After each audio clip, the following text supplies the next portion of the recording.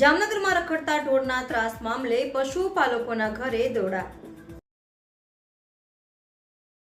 જલારામનગરમાં 7 પશુઓ કબજે લઈને કાર્યવાહી. સ્વેચ્છાએ પશુઓને શહેરની બહાર મોકલી દેવા 5 દિવસની મુદત માંગતા મહાપાલિકા દ્વારા હાલ પૂરતી ઢોર પકડવાની કામગીરી મુલતવી રાખવા નિર્ણય.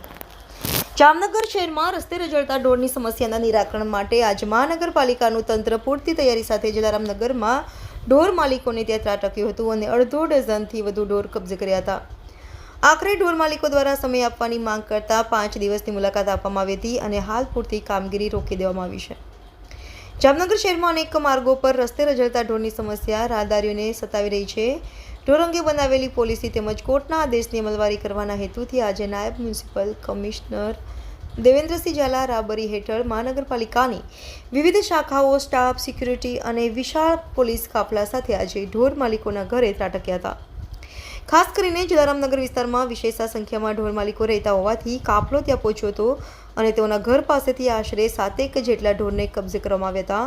નાયબ મ્યુનિસિપલ કમિશનરના જણાવ્યા અનુસાર શહેરમાં રઝળતા ઢોરને કારણે અનેક વખત જાનહાનિ અને માનહાનિ તેમજ વાહન ચાલકોને અકસ્માત થતા રહે છે. ઢોર માલિકોને લાયસન્સ પરમિટ મેળવી લેવા અનેક વખત સૂચના આપવામાં આવી છતાં તેનું પાલન કરવામાં આવતું નથી. આથી આજે ઢોર જપ્તની કડક કાર્યવાહી કરવામાં આવી હતી.